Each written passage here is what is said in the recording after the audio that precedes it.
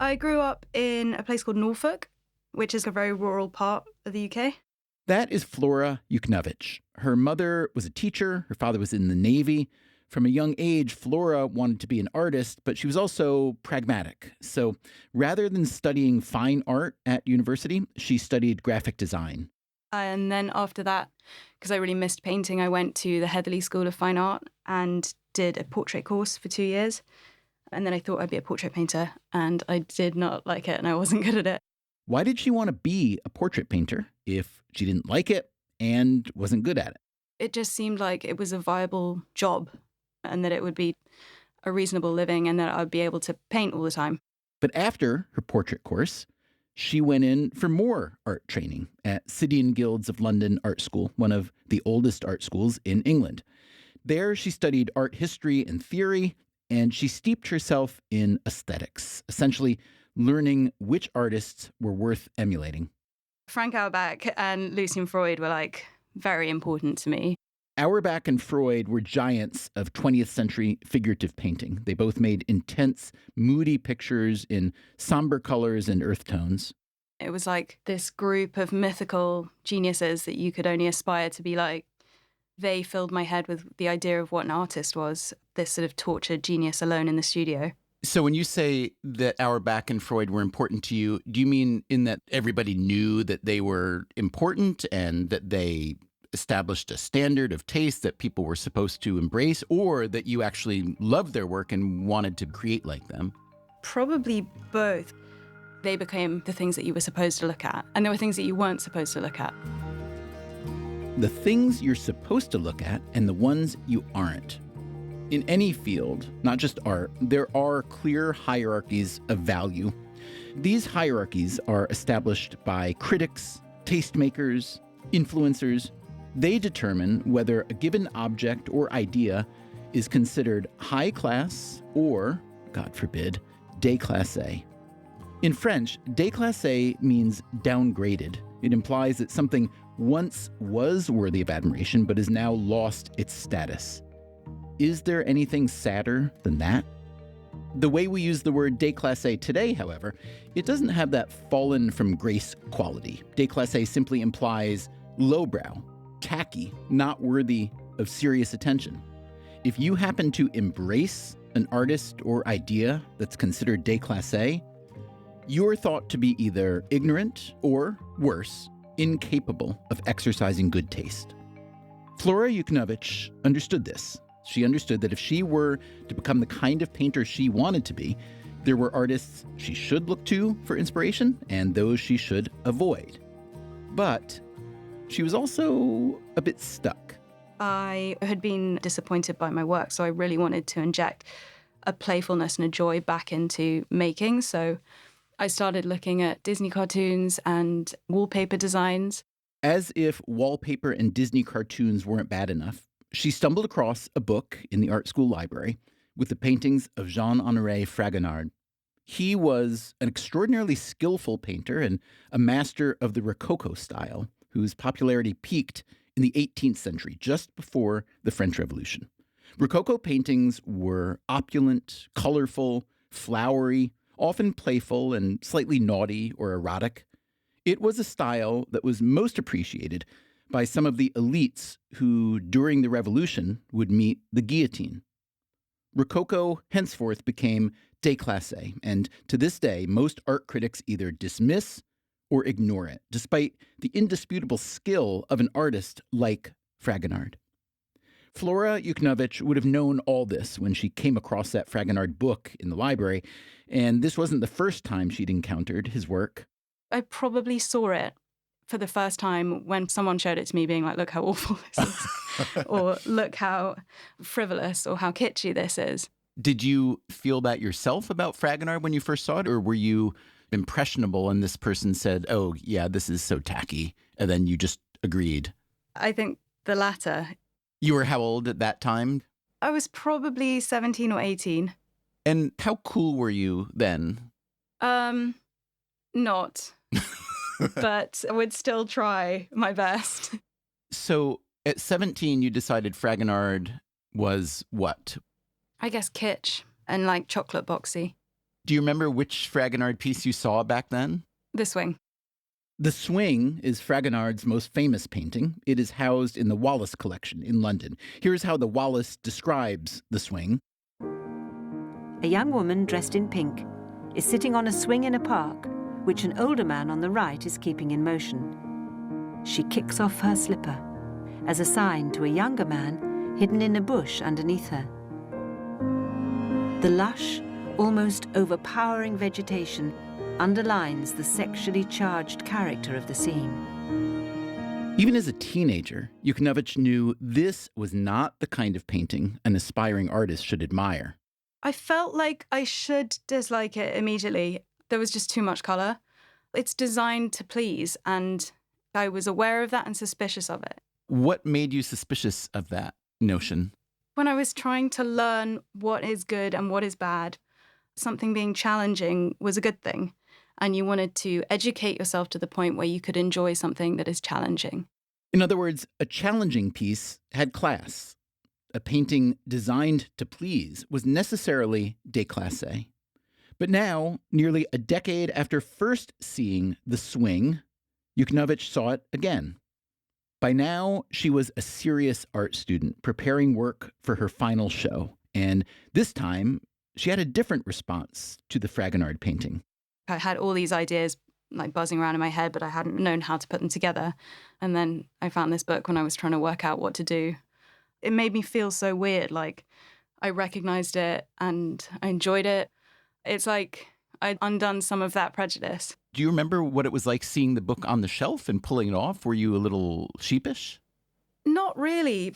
It was photocopying stuff and putting it on my studio wall that felt more embarrassing. Her studio was in a big industrial building, side by side with other student studios. There were no doors. Everyone could see what you were working on. It had this weird element of being on display the whole time you're trying to create. And how did that feel? Like, oh, I've been here literally being trained to have good taste, and then this is what I love. How did that feel to you? Weirdly exciting. When I was making the first paintings, looking at it, it was just like, I had never really worked with color like that. It was just so pleasurable standing in front of a canvas and making it like beautiful colors. I had been doing stuff that was very brown and looking at Rembrandt. So then I started working with bright turquoises and bubblegum pinks. And yeah, it just felt wild. And I was like, oh God, I'm so naff, but this is so fun. Like, I don't know. So Flora Yukhnovich decided to embrace the déclassé. And how has that worked out? I'm going to sell it here with another world record auction price for the artist. And should you be more inclined to follow what pleases you rather than what the tastemakers say? Don't worry about what other people want you to be. Just study what you want. It was a cultural shock to people as much as anything else. It lights up, it sings, it's quite an experience. Today on Freakonomics Radio, the surprising power of the déclassé in art, in sports, in academia. That's coming up right after this.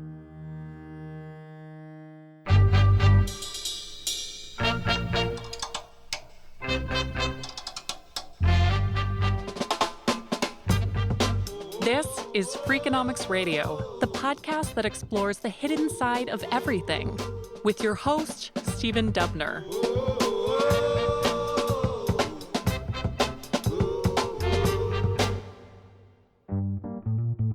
Rex King is a writer who grew up in Washington, D.C. and now lives in New York.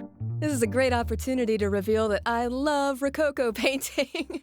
Anything big and over the top and maximalist, that's an aesthetic that has always felt really warm and right to me. It was super popular in a flash in the pan kind of way, and as soon as its popularity was over, everybody acted embarrassed, like they couldn't believe they had loved something so silly. And that right there is a big part of my own interest in so-called trash culture. In 2021, King published a book of essays, a very good and funny book called Tacky, Love Letters to the Worst Culture We Have to Offer. She writes in praise of the reality TV show Jersey Shore, of the super caloric restaurant chain The Cheesecake Factory, of the Florida rock band Creed. I'm 6 feet from the edge and I'm thinking maybe 6 feet is so far down. So how does King define tacky? It's the stuff that people are embarrassed to like, but that they still like. Tacky is not the same as camp. Tacky is campiness without the wink in it. It's campiness that can't find that secondary level of enjoyment that legitimizes something. It's something that is enjoyable, much to your shame. What about trash? When I think of trash TV, what I think of is something that makes the viewer worse if they watch too much of it, according to someone else. How about schlock? Ooh, schlock I really like. Schlock is something that, how do I want to put this? It's not just Yiddish for tacky, quite. No, it's taken on a life of its own. It's something that's tacky but also sugary sweet, like a Hallmark movie. How about déclassé? That's just a highfalutin word for tacky. You're not going to sit there and make me learn French just to say something's bad. Tacky, trashy, déclassé, they all point to things you know you should be embarrassed to enjoy, like those Fragonard paintings that Flora Yukhnovich put up on her studio wall for inspiration, and yet you enjoy them nonetheless. It is a category best identified not by strict definition, but rather a feeling. I think that's how people tend to make those sorts of aesthetic judgments about whether something is tacky or whether something is highbrow or whatever. It's not so much in accordance with articulated principles most of the time. People know it when they see it. So let's imagine now we are not thinking about art or culture, but about ideas for academic research. How tacky would you call these topics? Sumo wrestling, real estate agents ripping you off, baby names, discrimination on the TV game show The Weakest Link. That is Steve Levitt, my Freakonomics friend and co-author. He also hosts our spin-off podcast, People I Mostly Admire. I'm an economist who loves data and who approaches problems in simple ways using common sense. But that's not how Levitt saw himself years ago when he started graduate school at MIT. Well, I wish I could say that I went to MIT and I saw immediately the tacky path, and that was the one for me, and that was going to lead to success. But I didn't. He wanted to be a macroeconomist, one of the serious people who show up on the news telling you how global markets are moving or why inflation is rising. It's just not something anybody really has intuition for. Well, that's what I thought until I got to MIT. And shockingly, people had intuition for that. And as soon as I realized that, I said, oh my God, I'm not going to be a macroeconomist. So he had to shift his focus, but he still wanted to be serious. I thought, well, I'm going to figure out what the highest prestige activity is. And I'm going to do that because you might as well try to be the best of the best. And that was theory. Theory is the most abstract branch of economics. No real-world data, just lots of math and theoretical formulations. And oh my God, was I a poor fit. I was bad at that. There's no chance. By now, he had just about exhausted his options. And the smartest thing I ever did was to say, what is it I actually like? I was sitting on my old blue couch, I'm sure, and I'm sure the TV was going in the background, and Cops, the TV show Cops was on. Well, I like Cops. I always watch Cops every day. And I said, maybe I should study crime. And it wasn't something that anyone else was doing. And I went and did it, and I loved it. And God, it's such a blessing when you love what you do. There's nothing more fun for me to do than to learn about crime, to get the data on crime. Because the two things I loved in life were cops, and I loved data. And now I had put those two together, and it led to a series of papers that really made my career. Those papers about crime included Levitt's landmark paper on the relationship between the legalization of abortion and crime.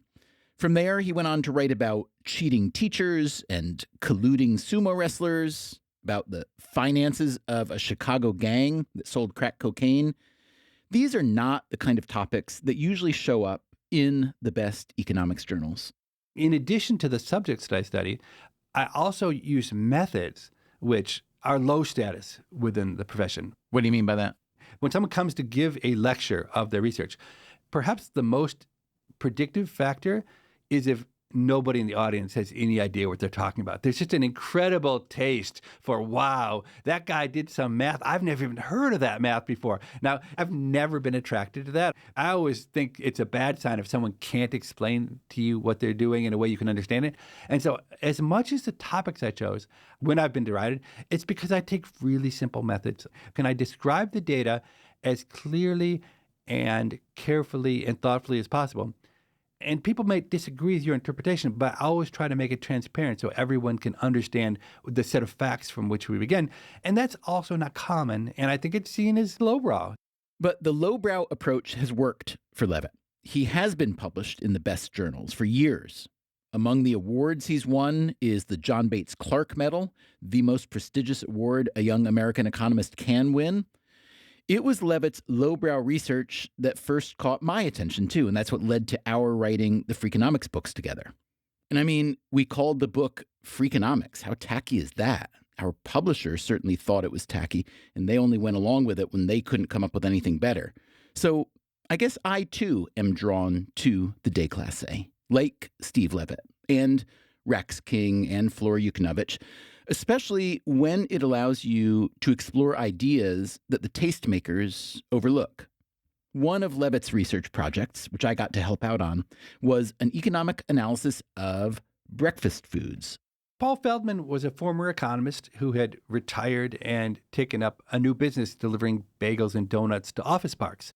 This was in the Washington, D.C. area.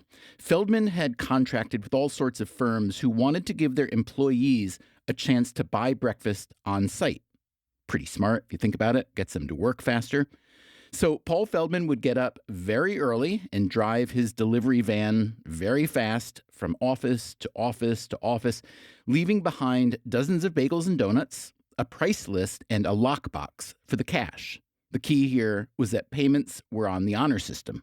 And he was meticulous. He kept a spreadsheet that had all the information that was relevant to the situation. Information like the rate of payment at each firm, how payments differed according to type of firm, as well as day of week, time of year, and so on. Also, how many bagels and donuts went unsold at each location on a given day. He offered those data to maybe a dozen economists, all of whom had said, well, why would I want data on bagels or donuts? But then Paul Feldman reached out to Steve Levitt. I immediately sensed that these could be interesting data. Interesting because why? Economists who study the firm really struggle because the key input into a lot of the decisions of the firm is the marginal cost. And it turns out it's really hard to observe marginal cost for firms. Marginal cost is the price of producing or selling one additional unit, one more donut or bagel, as opposed to the average cost, which is easier to measure. I recognized that in Paul's data, I had the ability to see marginal cost. I felt like in this completely trivial setting, I could actually answer real questions about how firms behaved. Now, I understood that people are going to be very dismissive of what I do because who cares about a firm that has one guy? But the way in which he chose quantities, he was amazingly good at it. Levitt used this data to write up a research paper, which he presented in a seminar for his peers at the University of Chicago. As I started the seminar, a prominent economist, Luigi Zingalis, was in the audience. And he said, this is a stupid, I don't even know why I'm sitting here. What could I possibly learn from one guy with bagels and donuts? And I said, I don't know, but I learned something. Tell me at the end what you think. And he sat through it. And at the end, he said, I can't believe it, but I think you actually taught me something about economics. I would say that was one of the biggest single successful seminars I've ever given. I changed his priors and probably others in a way that nobody imagined I couldn't. So how has Levitt benefited from pursuing the topics that interest him, even if his elders and peers may see such topics as lowbrow? I feel like I've developed a good sense, a good intuition around everyday human behavior. Faced with almost any problem, I'm able to have a decent idea of how people will react, and if we were to intervene in some way, how might their behavior change. The writer Rex King said something similar about lowbrow culture, that it can give you true insight into people, more than an ivory tower view can give. When you look at what adds color and texture to someone's day by day, the average person is frying an egg for breakfast, and when they get hungry at 11, they throw back a handful of Cheez-Its. That's just tacky food. And when they get home after work, they're firing up a marathon of something they don't have to pay real close attention to because it's not too emotionally, intellectually taxing. If you're going to think in terms of centuries of knowledge, then sure, great art is the way to go. But if you're going to think in terms of what people are really like in the day-to-day of their lives, you're going to have to turn to tacky, trashy culture eventually. Coming up after the break, it's happened in sports, too. The NBA saw the three-point shot as a gimmick, as a ridiculous gimmick. Also, how did Flora Yukhnovich's Rococo dream turn out? That's right after the break. By the way, this is the 499th episode of Freakonomics Radio. If you like this show, please spread the word however you can, and maybe leave a rating or review on your favorite podcast app. Thanks a million.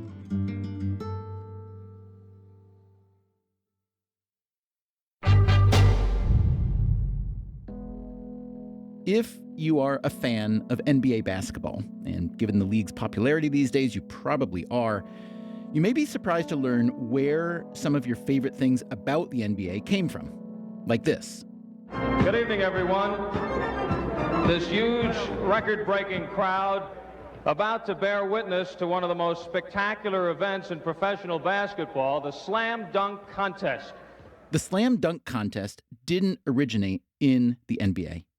Back in the 1960s, pro basketball was a much smaller sport. The NBA's fan base was about 1/10 the size of Major League Baseball's audience. And the NBA had a rival league called the ABA, or American Basketball Association. The thing that the ABA figured out pretty quick was that this is show business, and they set out to put out a more entertaining product, if nothing else. That's Bomani Jones. He is a sports journalist who happens to have a master's degree in economics, so he's our kind of sports journalist. He's also host of the ESPN podcast The Right Time with Bomani Jones and a new HBO show called Game Theory. Jones says that back in the 1960s, the NBA was pretty conservative, but not the ABA. There was a Carnival Barker element to it. In a word, déclassé. The ABA used a red, white, and blue basketball. The ABA had cheerleaders. It was also a notably blacker product. Sports Illustrated described the ABA as the Funkadelic League that valued big hair, flashy dunks, and second chances. Dunking itself had a strange history in basketball going back to the college game. The most dominant college player of the 1960s was Lou Alcindor, who would later change his name to Kareem Abdul-Jabbar. He'd also become one of the most dominant players in the NBA. In his first year on the varsity team at UCLA, Alcindor averaged 29 points a game and led the team to a national championship. Alcindor also liked to dunk the ball, which made sense given he was over 7 feet tall.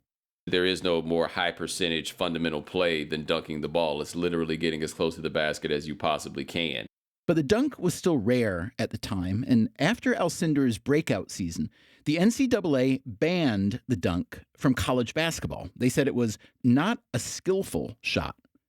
Here's what Alcindor said of the ban. It smacks a little of discrimination. When you look at it, most of the people who dunk are black athletes. It was a cultural shock as much as anything else, the idea that somebody was going to dunk a basketball. The dunk remained illegal in college basketball for about a decade. The NBA did allow dunking, but it just wasn't a big part of how the game was played in the NBA. But in the new ABA, the dunk became the show. They have the dunk contest, right? The contestants will be judged on artistic ability, imagination, body flow, as well as fan response. One of the ABA's biggest stars was Julius Erving, better known as Dr. J. The man that has turned the slam dunk into an art, who has thrilled ABA fans with moves that have been beyond comprehension. At 6'6" for the New York Nets, the fabulous Dr. J, Julius Erving.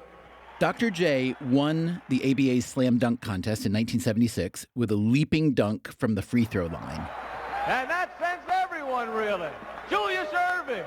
Who was the NBA commissioner back in the 70s? I believe that's Larry O'Brien. So what do you think Larry O'Brien was thinking if he's watching the ABA All-Star game on TV and they have the dunking contest and then the game is full of dunks? What do you think he's thinking? Oh, this is a clown show and it'll never work. I mean, that's what the incumbent always thinks about something like that. But the thing with the ABA that, to me, becomes most interesting is they added the three-point line.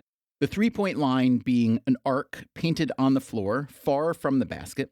And if you made a shot from beyond the arc, it counted for 3 points instead of the standard 2. The three-point shot actually originated in an earlier upstart league called the American Basketball League, but it was the ABA that made the three-point shot famous. And what did the NBA think of it? The NBA saw the three-point shot as a gimmick, as a ridiculous gimmick. The ABA also saw it as a gimmick, and that was the point. It was obviously a conscious decision that we are going to be the more fun alternative to the established league. Like sometimes you just have to lean into what you are. And this is a bit of a freewheeling sport and a bit of a freewheeling culture that surrounds it. And so rather than trying to win over the fuddy-duddies, the ABA decided they were going to win over people who wanted something cool. So one league's déclassé was another one's cool. The ABA, it turned out, couldn't make it on its own. In 1976, after 9 seasons, it merged with the NBA. 4 of the old ABA teams are still around: the Denver Nuggets, Indiana Pacers, San Antonio Spurs, and the New York Nets, now based in Brooklyn. Julius Erving, after 5 years in the ABA, played another 11 in the NBA. He won the Most Valuable Player award in both leagues. And there is Julius Erving. Look at that move behind the back. Oh! But Dr. J was hardly the only crossover from the old league to the new. In fact, when you look at the NBA today, the ball movement, the spectacular dunks, the three-point shooting, it's clear that the DNA of the ABA was fully absorbed into the NBA. Would LeBron James play like LeBron James had there never been an ABA? LeBron drives in. Oh, my! A ferocious slam. Did you see LeBron? He jumped right out of the building. Would Steph Curry play like Steph Curry had there never been an ABA? Curry has time. 3 seconds. Oh! He puts it in at the buzzer! The upstart league, as the ABA was, probably had more influence on the 40 years after than the established league did about what the game became. As Bomani Jones said earlier, the ABA was also a blacker product than the NBA. This would hardly be the first time that the establishment took a look at something a marginalized group was doing and declared their efforts déclassé. It was so pink and so fluffy, and that made me think it was kitsch. That, again, is the young British painter Flora Yukhnovich. She is talking about the Rococo paintings she knew she shouldn't love, but did. And then I realized that some of that has to do with the gendering of aesthetics and thinking of things as less serious because they're related to femininity. The Rococo aesthetic had evolved out of the Baroque, which was also highly ornate, but Baroque was the style of public opulence, as exemplified by the Palace of Versailles. Rococo, meanwhile, had originated in the private homes of French elites. It was lighter and more delicate, characterized by floral patterns and rosy pastels. There were loads of plump little putti, or cherubs. Compared to the Baroque style, the Rococo is distinctly feminine. It fell out of favor alongside the French aristocracy. And then after the revolution, people said that the reason it's in such poor taste and the reason it's so decorative is because women were involved in the commissioning of the work. I think there was a sense that women had got too powerful for their own good as well. You will remember, however, that Flora Yukhnovich, serious art student, had rediscovered Rococo paintings, especially those of Fragonard, and was so inspired by their feel that she taped them to her studio wall for inspiration. I asked if this had required a certain courage. Yeah, I think so. And then sort of a sense of defiance when I did that I leant into it really hard because I was like, yeah, That's what I'm doing. I was really drawn to the really chubby wrists and chubby, almost unformed hands of the putty. But at the same time, it was, I felt like I had very poor taste. So what made you lean into it so hard? What gave you the confidence or desire to do that? Part of it was just commitment. Part of it was a sense of creating a new distance from myself by going so hard that it was almost sarcastic. Was it sarcastic? Or did you tell yourself it was sarcastic and know that it wasn't quite? I'm still not sure. I think it goes between the two. And there are times when I use sarcasm as an excuse. Yukhnovich is now 31 years old. Her paintings begin on a computer. She'll often start with a classic Rococo painting as a base and then mash it up with images from a magazine ad or a Disney cartoon. This small digital collage then becomes a rough map from which she creates a large painting on canvas. It's like a really slow process of finding my way of putting stuff in, taking stuff out, trying to work out the way that the abstraction and the figuration are working together. She has become known for painting big canvases with broad, sweeping brushstrokes. They meld the busy, colorful swirls of Rococo masters like Fragonard and Tiepolo with a modern sense of cheekiness. The titles of her paintings often come from pop culture. There's Nobody Puts Baby in the Corner, for instance, and Lipstick, Lip Gloss, Hickeys 2. Her paintings are, at the same time, drop-dead beautiful and somehow a bit embarrassed by their beauty. The space I want to get to when I'm making is something that is, like, I've really enjoyed making it, but at the same time, I feel slightly humiliated that I enjoyed it so much. And I think that's when I know something is working, but it's quite hard to tell whether it's just pure humiliation or like whether it's because something's happening. When I'm making the work, I swing between this sarcastic point of view with it and this really serious romantic point of view. And sometimes I'm embarrassed by how seriously I've taken these like pretty tropes. So Flora Yukhnovich embraced her embarrassment, her so-called poor taste, her thirst for the déclassé. She gave the art world exactly what they said they didn't want. And yet, as it turns out, they did want it. She has become one of the most successful painters of the moment. She is shown by one of the best galleries in London, Victoria Moreau, and her paintings have begun surfacing at auction. A piece from 2020 called Warm, Wet, and Wild. Yeah, the title is from the Katy Perry song California Girls. It just sold at Sotheby's for more than $3 million. It is true that some art world gatekeepers are distressed by her success. One of them recently called her paintings syrupy medleys that are an obviously Rococo-inspired garden variety sort of abstraction with flourishes of figuration. It is also true that this gatekeeper happens to be an older male art critic, a member of the New York establishment. He also hedged his assault on Yukhnovich somewhat by saying he was, quote, still high on the medication from a hernia operation. So too much information along with too little appreciation. His words made me think of how the NBA saw the ABA at one point, years before the NBA essentially became the ABA. It's so interesting that something that is trying to be likable is automatically not. It's like you want a bit of abrasiveness in it to almost make it palatable. And there's a level of it being too palatable where it becomes unpalatable. And then it sort of comes full circle. If you lean into the beauty of something to the point where it becomes vulgar, it becomes easy to digest again because it's got that kind of abrasiveness built in. So even though eager to please is not the art aesthetic of this moment, or frankly of many, many, many moments in the history of art, Flora Yukhnovich, who admits to being a person who embraces that aesthetic and an artist who embraces that aesthetic, is in the last couple of years one of the most revered young painters alive. What are we to make of that? Have you successfully reversed the entire taste trend of the modern art world? No, I don't think so. I think there's something about using a pleasing aesthetic as almost a Trojan horse. If your work is to some degree a Trojan horse, what's inside? What's it obscuring? It's that idea that something beautiful is lacking meaning, and I'm interested in setting it up in the right way in like a fine art setting, in a gallery setting, and seeing how people respond to it, and seeing whether it's people get angry because they're like, oh, it's so palatable, how awful.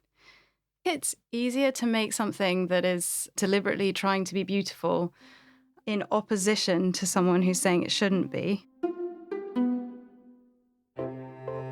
So Flora Yukhnovich accepted the price one must pay for embracing the déclassé, and she has succeeded wildly, at least so far.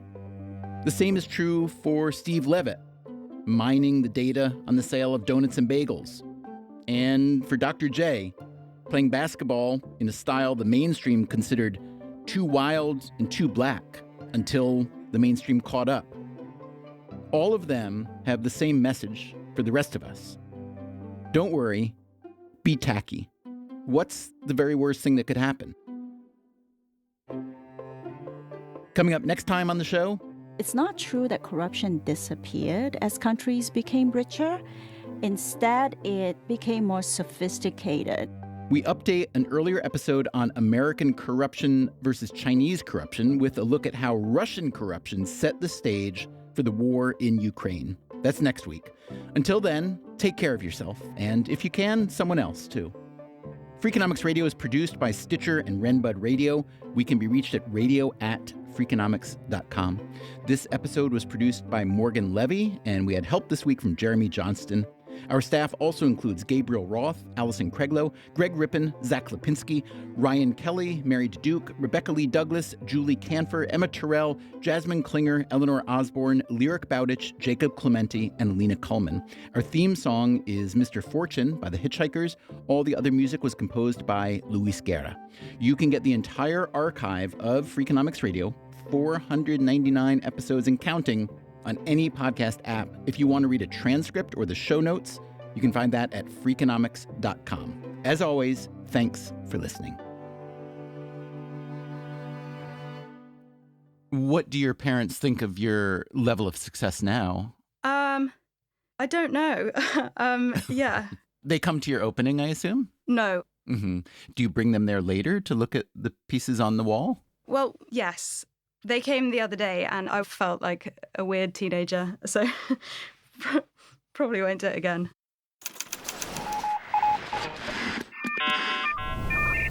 The Freakonomics Radio Network, the hidden side of everything. Stitcher.